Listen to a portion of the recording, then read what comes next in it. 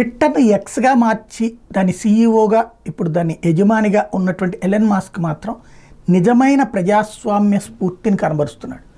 ఒకప్పుడు పూర్తిగా రాజకీయమయమైపోయి సోరోస్ వాళ్ళ డబ్బులకి అమ్ముడుపోయి ఎవరు ఏ ట్వీట్లు వేయాలి, ఎలాంటి ట్వీట్లను ఎంకరేజ్ చేయాలి, ఎలాంటి ట్వీట్లను తగ్గించేయాలి అన్నటువంటి కుట్రలు చేసుకున్నటువంటి వాళ్ళ దగ్గర నుంచి కొనుగోలు చేసినటువంటి ఎలన్ మస్క్ సిన్సియర్ డెమోక్రటికల్ రూట్లో పోతున్నారు.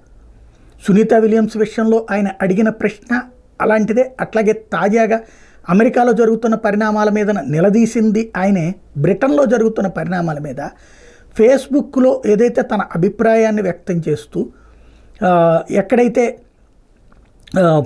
బ్రిటన్ పౌరులకు రక్షణ లేదా, బ్రిటన్ పౌరులని దెబ్బతీసేటటువంటి చొరబాటుదారుల నుంచి రక్షణ కోరితే అది తప్ప అని నిలదీసితూ ఫేస్బుక్లో పోస్ట్ పెట్టినటువంటి వ్యక్తులని బ్రిటన్ ప్రభుత్వం, లేబర్ పార్టీ ప్రభుత్వం అరెస్ట్ చేయించిన నేపథ్యంలో ఇదెక్కడ ప్రజాస్వామ్యం?